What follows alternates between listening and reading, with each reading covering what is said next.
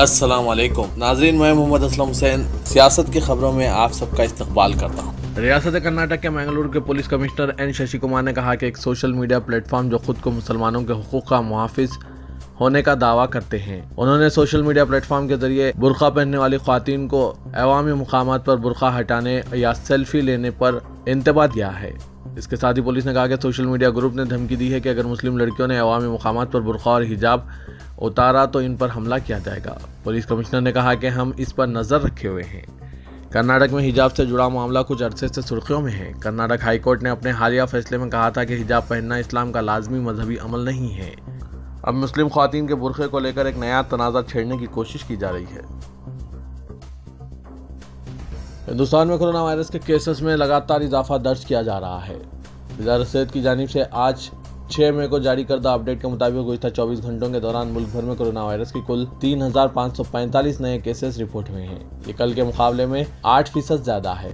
एक दिन पहले यानी जुमेरात को मुल्क भर में 3,275 केसेस रिपोर्ट हुए थे। इसके साथ ही मुल्क में कोविड मुतासिरीन की कुल तादाद अब बढ़कर 4,30,54,938 हो गई है। गुज़िश्ता 24 घंटों में मुल्क भर में कोविड की वजह से कुल 27 लोगों की मौत हुई है। शहरियों को फौरी चौकस होने की ज़रूरत है। मास्क लगाना और सोशल डिस्टेंस का खास पालन करने की ज़रूरत है। मुल्क भर में अक़लियतों के इबादतगाहों पर हमले और इन पर भगवा झंडे लहराने का कई मामले सामने आए हैं। अब रियासत कर्नाटक के कदवा के एक चर्च में भगवा झंडा लहराने का मामला सामने आया है। बताया जा रहा है कि चर्च की तज़यीन व आराइश का काम चल रहा था। इसी दौरान कुछ लोगों ने यहाँ भगवा झंडा लहरा दिया। यही नहीं, हनुमान की तस्वीर भी अंदर रख दी गई। चर्च में इस तरह की हरकत करने के बाद पुलिस में शिकायत की गई। पुलिस ने चर्च पर लगे जाफरानी परचम को हटा दिया। इसके साथ ही पुलिस सीसीटीवी कैमरों को भी चेक कर रही है। तफ्तीश के दौरान पुलिस को मौके से कुछ शराब की बोतलें भी मिली है। पुलिस का ख्याल है कि मुलजिम ने शराब पीने के बाद यह हरकत की होगी। ताहम चर्च पर भगवा झंडा लगाने के वाक़े का वीडियो भी वायरल हो रहा है। मुकामी पुलिस के मुताबिक चर्च के इर्द गिर्द नस्ब तमाम सीसीटीवी फुटेज की छानबीन की जा रही है। इस वाक़े को किसने अंजाम दिया है, इसका पता लगाया जा रहा है। पुलिस के मुताबिक मुलजिमीन के खिलाफ मुनासिब कार्रवाई की जाएगी। मुल्क के बाज़ इलाकों में मुबैना तौर पर धमाका करने की साजिश के इल्ज़ाम में पुलिस ने लुधियाना के बस्तारा टोल प्लाजा के करीब 4 अफराद को गिरफ्तार करते हुए इनके पास से बड़े पैमाने पर असला और धमाका अशिया को जब्त कर लिया, जो तेलंगाना के आदिलाबाद और महाराष्ट्र के नांदेड़ को सप्लाई करने वाले थे। एसपी करनाल ने मीडिया से बात करते हुए इस गिरफ्तारी की तौसीक की और कहा कि मुलजिमीन पाकिस्तानी शख्स के साथ राब्ते में थे, जिसने इनसे ख्वाहिश की थी कि ये असला और हथियार आदिलाबाद भेजे जाएं। मुलजिम गुरमीत को फिरोजपुर जिले में ड्रोन का इस्तेमाल करते हुए सरहद पार से भेजे गए धमाका अशिया हासिल हुई। कबलजी मुलजिमीन ने नांदेड़ में धमाका अशिया फराहम की थी। पुलिस अहदेदार ने कहा कि इत्तला पर 4 दहशतगर्दों का बस्तार टोल प्लाजा के करीब गिरफ्तार किया गया। इनमें 3 का ताल्लुक फिरोजपुर और 1 का लुधियाना से है। मुलजिमीन की शिनाख्त गुरमीत, अमनदीप, प्रमेंदर और भूपेंदर के तौर पर की गई है। इंटेलिजेंस की इत्तला पर तेलंगाना, पंजाब और हरियाणा पुलिस ने मुश्तरका कार्रवाई करते हुए बैन रियासती ऑपरेशन अंजाम देते हुए इनको करनाल की टोल प्लाजा से गिरफ्तार किया, जो मुश्तबा अंदाज में इनोवा गाड़ी में जा रहे थे। पुलिस ने इस गाड़ी की तलाशी ली, जिसमें यह भारी असला और धमाका अशिया बरामद हुई। इनसे पूछगछ की जाएगी, जिसमें अहम मालूमात हासिल होने की तौक़्क़े की जा रही है। इसी दौरान चीफ मिनिस्टर हरियाणा मनोहर लाल खट्टर ने कहा कि मुलजिमीन को गिरफ्तार किया गया है, जो हरियाणा से होते हुए जा रहे थे। इस मामले की मुकम्मल पुलिस जांच की जाएगी। आलमी इदारा सेहत की जानिब से कोरोना से हो रही अमवात के हवाले से जारी रिपोर्ट पर तनाज़ा खड़ा हो गया है। एक एतराज़ खुद हिंदुस्तान ने दर्ज कराया है। वाज़ेह किया गया है कि WHO के जारी करदा आदाद-ओ-शुमार पर भरोसा नहीं किया जा सकता। अब एम्स के डायरेक्टर रणदीप गुलेरिया ने भी इसकी निशानदेही की है। इनकी तरफ से 3 बड़ी वजूहात बताई गई है, जिनकी वजह से WHO की रिपोर्ट पर एतबार नहीं किया जा सकता। इनका कहना है कि हिंदुस्तान में पैदाइश और अमवात के आदाद-ओ-शुमार को रिकॉर्ड करने का एक मुनज़्ज़म तरीक़ा है, जिसमें कोविड के अलावा तमाम किस्म की अमवात रिकॉर्ड की जाती है, जबकि आलमी इदारा सेहत ने इस डेटा को इस्तेमाल नहीं किया है। दूसरी वजह के बारे में डॉक्टर गुलेरिया ने कहा कि WHO ने जो डाटा इकट्ठा किया है वो काबिल भरोसा नहीं है, वो कहीं से भी उठाया गया है।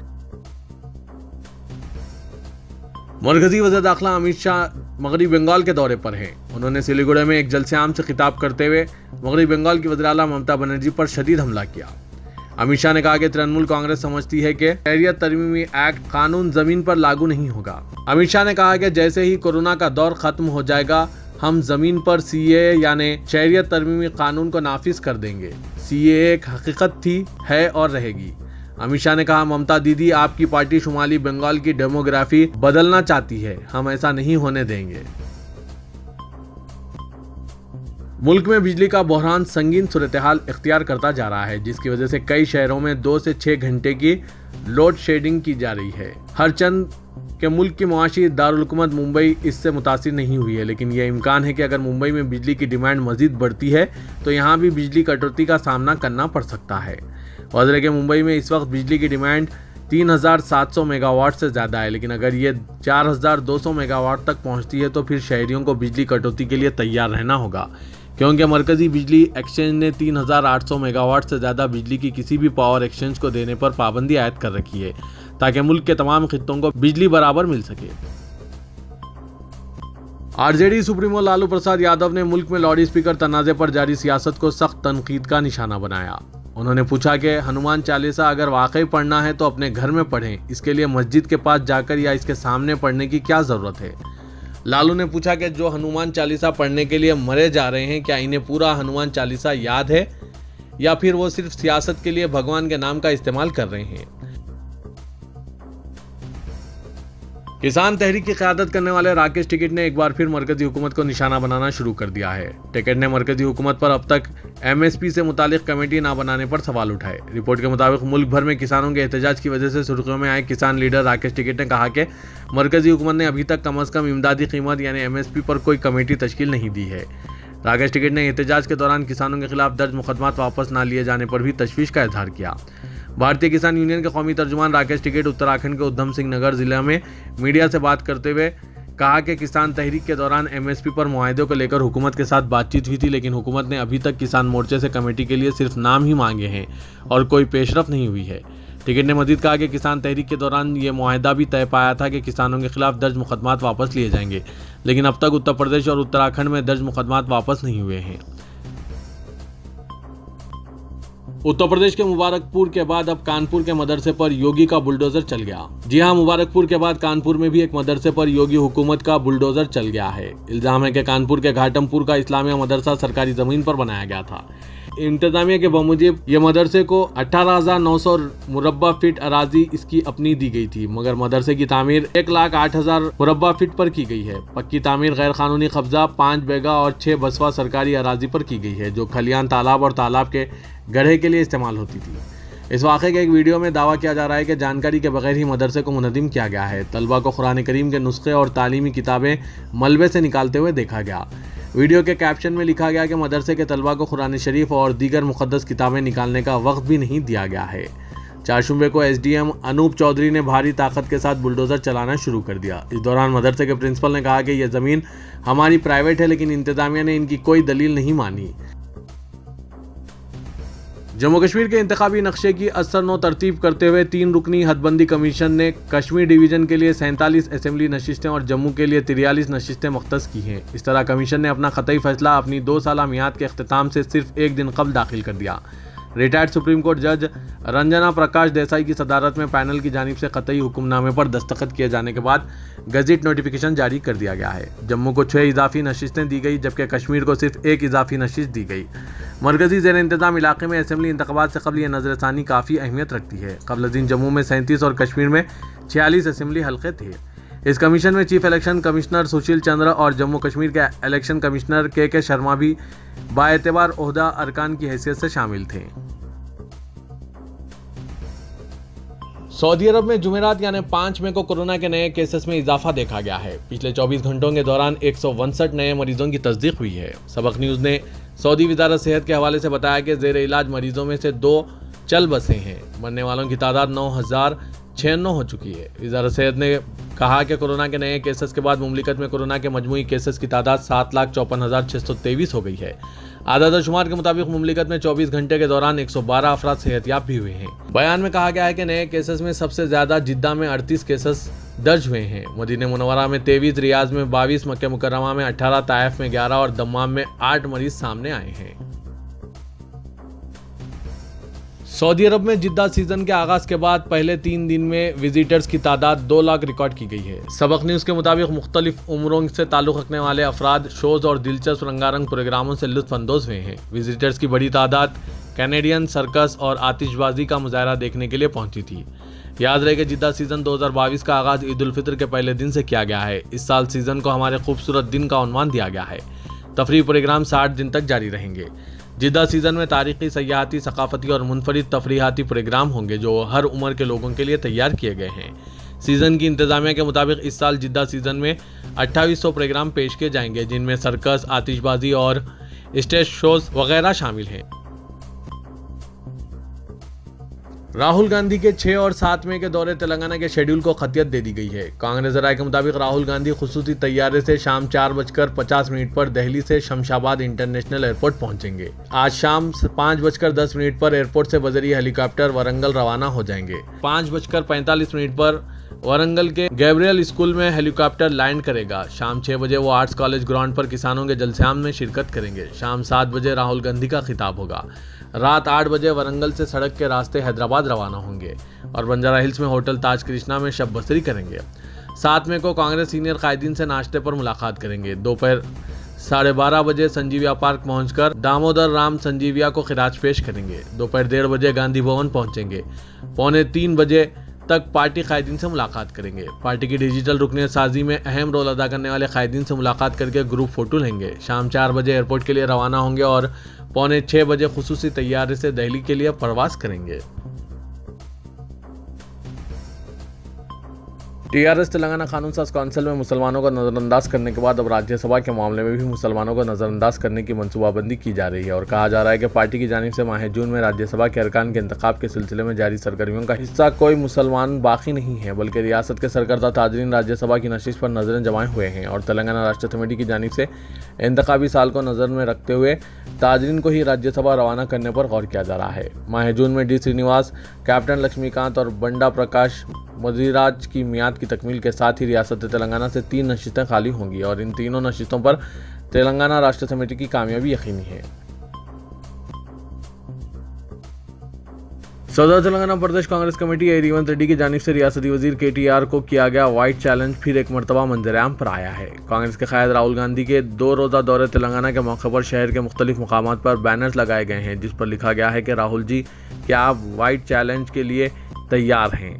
इस बैनर पर राहुल गांधी के हालिया दौरे नेपाल के सदर मुकाम खटमंडू के एक पब में खातून के साथ मौजूद तस्वीर को भी पेश किया गया और साथ ही राहुल गांधी को चैलेंज किया गया कि वो ड्रग मंशियात टेस्ट के लिए भी तैयार रहें। फिलहाल ये बैनर सोशल मीडिया पर तेजी से वायरल हो रहा है। मरकजी वज़ीर दाखिला ने बीजेपी के रुकने पार्लियामेंट डी अरविंद को रजाकाराना तौर पर सुबुकदोशी हासिल करने वाले ब्लैक कैट कमांडोज और BSF जवानों के अलावा 4 मार्शल्स के साथ खुसूसी सिक्योरिटी फराहम की है, जिनके अखराजात बीजेपी के रुकने पार्लियामेंट बर्दाश्त करेंगे। डी अरविंद ने मरकजी वज़ीर दाखिला अमित शाह से शिकायत की थी कि वो जब भी अपने हल्के लोकसभा निज़ामाबाद का दौरा कर रहे हैं, TRS की जानिब से रुकावटें पैदा की जा रही है।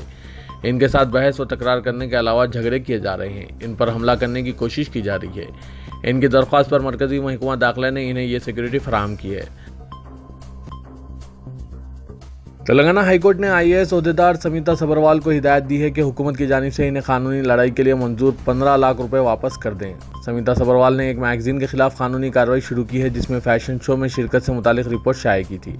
अदालत ने IAS ओहदेदार को हिदायत दी कि 26 अप्रैल से अंदरून 90 दिन रकम वापस कर दें। बसूरत दीगर हुकूमत को अंदरून 30 दिन रकम वसूल करने का इख्तियार रहेगा। जस्टिस सतीश चंद्र शर्मा और जस्टिस अभिनंदन कुमार शावली पर मुश्तमिल डिवीजन बेंच ने मफाद आमा की दरख्वास्तों पर यह फैसला सुनाया, जिनमें हुकूमत की जानिब से समिता सबरवाल को शख्सी हद तक इज्जत के मामले में रकम मंजूर करने से मुतालिक GO को चैलेंज किया गया। मरकजी वज़ीर दाखिला अमित शाह बीजेपी रियासती सदर बंडी संजय की प्रजा संग्राम यात्रा के अख्तिताम पर तेलंगाना का दौरा करेंगे और रंगारेड्डी में एक जलसेआम से खिताब करेंगे। ज़राए के मुताबिक बंडी संजय की प्रजा संग्राम यात्रा का 14 मई को अख्तिताम होगा। ये यात्रा का दूसरा मरहला है। इसके अख्तिताम के मौके पर अमित शाह रियासत का दौरा करेंगे और रंगारेड्डी में एक जलसे से खिताब करेंगे। बंडी संजय का दावा है कि उन्होंने अवाम से राब्ता मुस्तहकम करने के लिए प्रजा संग्राम यात्रा का एहतमाम किया है। अमित शाह तेलंगाना के अलावा मुल्क की दूसरी रियासतों आसाम, केरला, उत्तराखंड, अरुणाचल प्रदेश, महाराष्ट्र और गुजरात का दौरा भी करेंगे। वो मुख्तलिफ प्रोग्राम्स में शिरकत करेंगे। तारीखी चारमीनार की तज़य्युन और इसकी आहकपाशी के काम कई सालों से जारी है। महकमा आसार खदीमा की जानिब से यहाँ के काम अंजाम दिए जा रहे हैं, लेकिन चारमीनार की गच्ची एक जगह से झड़ रही है। एक जगह तो बहुत बड़ा टुकड़ा गायब है। लेकिन हुक्काम इस तरफ तवज्जो देने से कासिर हैं, जिससे इस तारीखी इमारत का मुशाहिदा करने आने वाले मुल्की व बैरूनी सयाह को गलत तासुर मिल रहा है। इदारा सियासत के ज़रिए एहतमाम महबूब हुसैन जिगर कैरियर गाइडेंस सेंटर वाक़ अहाते दफ्तर सियासत हैबिट्स में तालीम याफ्ता बेरोजगार नौजवानों को ज़ामिन रोजगार कोर्सेज की तरबियत दी जा रही है। कोर्सेज में बिलखुसूस ऑटोकैड और टैली GST को शामिल किया गया है, क्योंकि हुकूमत तेलंगाना ऑटोकैड की मुलाजमतें फराहम करने में पहल कर रही है। ख्वाहिशमंद उम्मीदवार इस ज़रूरी मौके से इस्तेफादा कर सकते हैं। इसके अलावा सेंटर हाजा में दीगर पेशेवाराना कोर्सेज जैसे MS office, DTP, accounting packages, tally, GST, Revit के अलावा स्पोकन इंग्लिश की भी तरबियत दी जा रही है। सर्टिफिकेट्स हुकूमत की जानिब से भी जारी किए जाएंगे। इदारे हाजा से हर माह कई तलबा और तालिबात तरबियत हासिल करके मुल्क व बैरून मुल्क माकूल मुशायरों पर बरसर रोज़गार हैं। दाखिले पहले आओ पहले पाओ की बुनियाद पर दिए जाएंगे। मज़ीद तफसीलात के लिए इदारे सियासत से रास्त या इन फ़ोन नंबरात पर रब्त कर सकते हैं। फ़ोन नंबरात है 9393876978 या फिर एक और नंबर दिया जा रहा है 9652813994। इन नंबरात पर रब्त करते हुए आप इन पेशेवाराना कोर्सेज से फ़ायदा उठा सकते हैं। तो ये था आज का खबरनामा। खबरों से मुतालिक कमेंट के जरिए आप अपने ख्यालात पेश कर सकते हैं और साथ ही इस वीडियो को लाइक कीजिएगा। तो मैं मोहम्मद असलम हुसैन अब आप सबसे इजाज़त तलब करता हूँ। तो दीजिए इजाज़त। अल्लाह।